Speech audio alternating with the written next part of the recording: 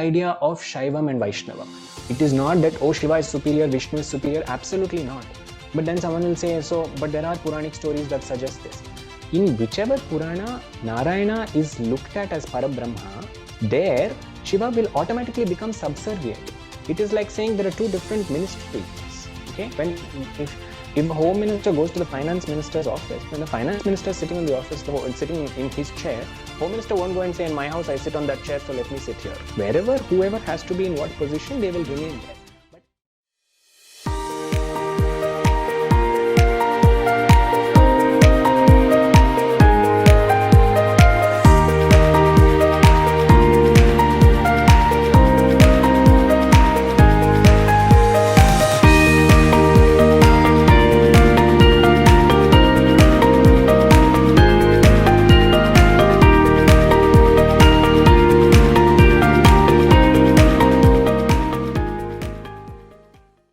From now is where we move into Tatvam, because without that, this will just seem like three characters that are doing three very different things. But in Vedantic terminology, Shiva represents complete consciousness. Okay, that Satyam Shivam Sundaram, the non-moving eternal Satchidananda Swarupam. That Satchidananda Swarupam is always compared to a lamp.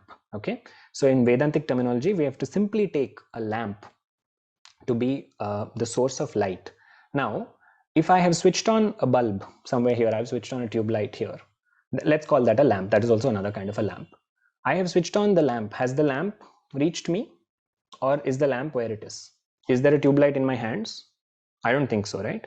So has the lamp reached me? The lamp has not reached me. Then what has reached me? The light from the lamp has reached me. So you have two things already. You have the lamp, you have the source of the lamp, whatever it is, whether it is a fire or it is an electric filament, whatever. And you have the light that is radiating from the lamp. Now, I'm going to pose a question. Are these two separate? Are these two different things? Is the lamp that is lit different from the light that is reaching it? So Jyoti that comes from the lamp, Jyoti, the flame itself, is that different from Kanti? That is the rays that come from it. Are they different fundamentally? By show of hands, or like, I also just want to make sure everyone is awake. So this way I can like force you all into responding to me. If they're not different, then let's take a second. So they are, someone is saying they are different. How are they different? Are they, let me pose the question this way. Can they be separated? So when I light a lamp, can I prevent the rays of the lamp, of that lamp to reach? Just take this analogy that this is inseparable. So a lamp, Jyoti, is inseparable from the Kanti. When they are inseparable, I can put all kinds of things and block the force of the lamp, the energy, whatever that. Those are all different things. I can block the light from coming out, but can I fundamentally separate them? So there are a couple of interesting responses saying no, they can't be separated, but they are different. We'll address that in the Q&A specifically. Now let's just take this idea of the Jyoti and the Kanti, that is the lamp and the rays that come from the lamp. Now look at this beautiful idea. Shiva represents the Jyoti, the unmoving consciousness, right? Satyivam Sundaram. It is eternal, it is Anandam, it is a source of joy, and it is Shivam, it is auspicious. Kanti, the job of Kanti is what? Kanti is energy. Energy moves. When you switch on a lamp somewhere there, it's coming all the way here. I have connected a mic here to the laptop. That sound is reaching you. That is energy. That is the flow. Energy's nature is to flow. Now flow or energy flow specifically is dynamic. Shakti, energy, is dynamic. Energy's job is to flow. Now this Shakti, so we have two characters. Shiva is in the center. Shakti is coming out from him. Then what is Vishnu? Where is Vishnu in all of this? That process of expansion is called Vishnu. Vishnu represents expansion. Take the story. The story is telling you this very, very clearly. There is one Shiva who is moving with Sati. Why is he moving? He's moving because of that energy. He's moving why in the story? Because that Sati is causing him to move. Otherwise, he was sitting quietly in Kailasha. When he saw this Sati, he started to move. So there is one Shiva, and now he's holding this Shakti. What is Vishnu doing in the story? Vishnu is coming with the chakram and he's cutting piece by piece. What happens to the cut pieces of the body? He drops them, each of them fall in different parts of Bharatavarsha. That is how Shakthipitams are born. The 51 Shakthipitams that we have, they all come from these, all of these Sati's body parts. So what is happening in the story? There is one Shiva, there is Shakti over there, that Shakti is being spread, that Shakti is being sent across all the four directions. Vyapakat iti Vishnuhu. He who spreads, that the process of energy spreading, that is called Vishnu. So if you take it from the analogy of the lamp is here, the Kanti that is coming out of it, what is that Kanti's nature is to flow. That Kanti sometimes takes a feminine form. When it takes a feminine form, it is called Vaishnavi. When it takes a masculine form, it is called Vishnu. That is all it is. So there is Shiva and there is Vishnu.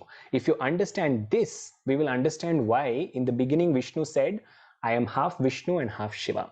If you understand this, we will understand the idea of Hari, Hara coming as two parts of the whole. Because that lamp or that Jyoti is not separate from the Kanti. There is absolutely no way of saying they are different things from each other because they belong to each other. Where one exists, the other automatically exists. That is the idea of Shaivam and Vaishnavam. It is not that, oh, Shiva is superior, Vishnu is superior. Absolutely not. But then someone will say, so, but there are Puranic stories that suggest this. In whichever Purana Narayana is looked at as Parabrahma, there Shiva will automatically become subservient. It is like saying there are two different ministries. Okay, when if a home minister goes to the finance minister's office, then the finance minister is sitting in the office, sitting in his chair, home minister won't go and say, in my house I sit on that chair, so let me sit here. Wherever, whoever has to be in what position, they will remain there. But by nature, they are inseparable. Number one, by nature, they are two parts of a whole. That is why they are Hari and Hara together. That one Vishnu is sometimes feminine, sometimes masculine. Extend this into the idea that we are all familiar with, but we misinterpret very often. The idea of Shiva being smitten by a Narayana who took a female form. Narayana who took a female form is who? Narayana who took a female form during Samudra Manthan is Mohini.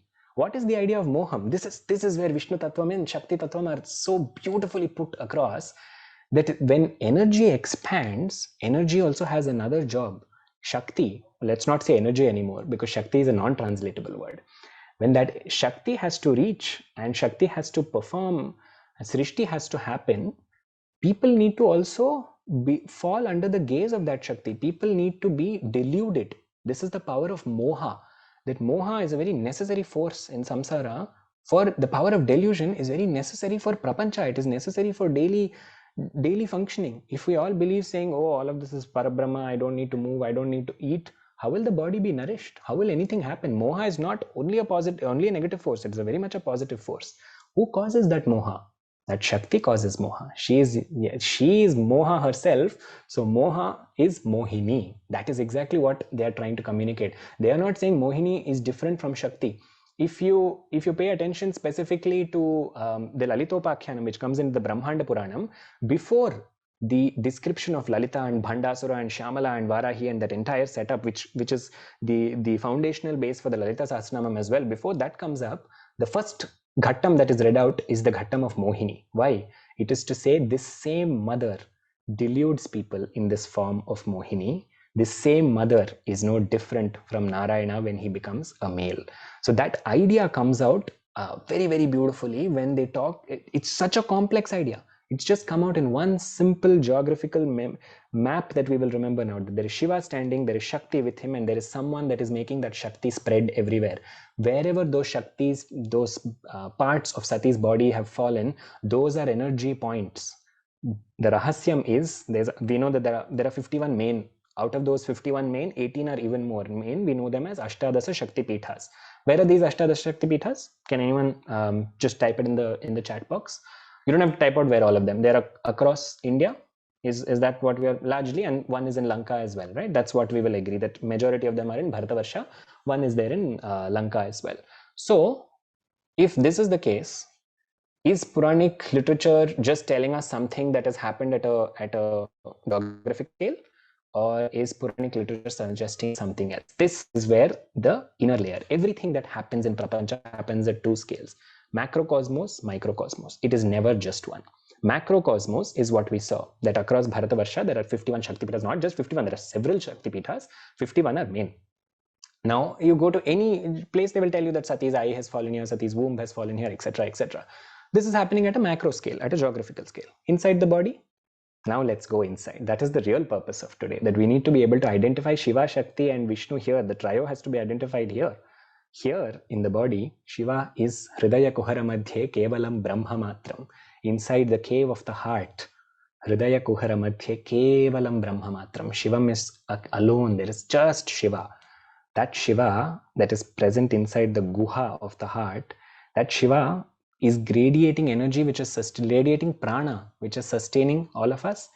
Prana is his Shakti. That Shakti is reaching, that Shakti belongs to him. That Shakti has to reach all of us. If that Shakti has to reach all of us, that entire process of Shakti reaching all of us, that delivery process of it is being facilitated by who? Who is saying, once the lamp is lit, that the Jyoti, is anybody physically picking up the Kanti and saying, now let me take one ray over here and put it? No, by itself, the entire process is happening, right? Because Shakti's nature is to flow. That process of Shakti reaching us, that is Vishnu. So in the body, Shiva is here in the heart, Hridaya Kuhara Madhyam, and from there, from that Hridaya Ravindam, all the energy that is going across every sense organ, that is reaching every nerve ending, that is reaching every cell in the body, that is Shakti at play, which is both masculine and feminine at the same time. So that idea that this entire body is a Shaktipitam, not one, but several Shaktipitams. Whatever, this is the rahasyam of Shaktipitams as well. You go to that particular Shaktipitam outside, whether it is in Kanchipuram, I see some references coming out, Pithapuram, Jwalamukhi, wherever you go, whichever point, meaning whichever body part of Sati's has fallen there, you go there and meditate. Inside the body, that Shaktipitam gets activated. Because of whose grace? Because of Parameshwara's grace. So the idea that these three are very, very critically connected, that Shiva, Shakti and Vishnu are representing the same cosmic truth. They are extolling the idea, they are expressing the idea that Paramatma is reaching us. And only when Paramatma is reaching us are we able to experience the joy of Paramatma. That is explained through another idea as well, that Vishnu and Shakti are never ever separate. I said Vishnu and Shakti. Till now I was saying Shiva and Shakti are never separate. What am I saying now? Simply I'm confusing. No, the idea that Vishnu and Shakti, they are always together, is the idea represented in the words Padmanabha Sahodari. They are supposed to be brother and sister. You look at any avataram they take, this brother and sister are very fond of each other. They will come together. But it's iconography that we are all familiar with. In Madurai, who performs the Kalyanam for Meenakshi? Vishnu comes and performs the Kalyanam. What is the idea of saying that he is the brother? Here, brother and sister are not just physical, it's not just a physical relationship of literally being siblings. It is the idea that they come from the same source. Saha Udaram, that is the word Sahodara or Sahodari, comes from the words, the split up there is Udaram. Saha Udaram, meaning they share a womb. What is that womb? They both come from that eternal consciousness called Shiva. And is that different from them? Absolutely not. So is this separate from, is this Vaishnavism, is this Shaivism, is this Shaktaism? Or are they really three separate wings? That is the question that we need to be able to ask ourselves. That is the objective with which these stories are told. The question is not, did these stories happen or not? This is a lot of banter that people get into. The objective is, what is this story helping me in my own sadhana? That is the question with which Prerna also introduced the session to all of us, saying that we need to be able to look internally and see, oh, how is this relevant to me now? So now when I sit down to meditate on Vishnu, I'll remember that, oh, Vishnu means Shakti. So now suddenly I'm taken from Sahodara into Sahodari, and Shakti means she is eternally one with Shiva. Where I began with Vishnu, how I suddenly came to Shiva. That is the idea of sadhana. That is the beauty, that they should be able to be connected. But I also mentioned something that I promised, that we would look at two other characters, and said that I'll make a reference of where they come, because we said they're two children, and that doesn't mean they're children so we can put them aside. They have their own greatness in their own regard. These are Ganapati and Skanda. Before they come, let's see, where is the first mention of them that comes? The first mention of Ganapati and Skanda that comes is found very beautifully at the time of Shiva Kalyanam, when what is happening is Shankara and Parvati are sitting, and Kalyanam is over, so they're both sitting on the swing, and everybody around is watching them. And they're looking at each other with so much of love, so much of joy, that Vishnu looks at both of the exchanges between Shakti and Shankara, because they're one physically after so long, after everyone has waited. It's so beautiful that we're also concluding with this, because we began with the idea of separating Shiva and Shakti, and that's no place to end. We must always end with both of them coming together. So I'm amazed at how the universe is facilitating this for us. So when they come back together as Parvati and Parameshwara, Vishnu looks at both of them and he says, look at the love in both of their eyes. How beautiful it would be to be born as their child. That's what Vishnu thinks to himself. He doesn't say it out to anybody at all. And when he thinks that, somewhere watching in that hall, Parvati immediately looks at him and she thinks back saying, you are wondering how it will be to be born as a child to me, no? Not once. You only will come to me twice. You will come to me once as Ganapati, once as Skanda. So this opens a whole new dimension into who are Ganapati and Skanda. They are manifestations of Vishnu himself. To understand this, we will need another session in itself. And there are beautiful, beautiful connections that show how Vishnu Tatvam is the same as Skanda Tatvam, Vishnu Tatvam is the same as Ganapati Tatvam. But that is opening another chapter, which in the future someday Vishwa would like. We will happily explore that. But that formally concluding that this is the approach with which we need to look into Shiva, Shakti and Vishnu, and that we need to look beyond differences. We need to be able to stop containing Shiva, meaning he is only he who wears bhasmam and he is somebody who sits in smashanam, or containing Vishnu to say he is only in Vaikuntha. No, whichever swarupam it is, they are together. That is their nature. Whichever it is one source of Paramatma from whom Srishti, Sthiti and Laya came. Srishti, Sthiti and Laya come later. The source remains the same. The source remains absolutely untouched by anything else, and the source contains everything. So Vishnu, Shiva, Shakti, they all go back into that primordial source, into that Adi Tatvam. So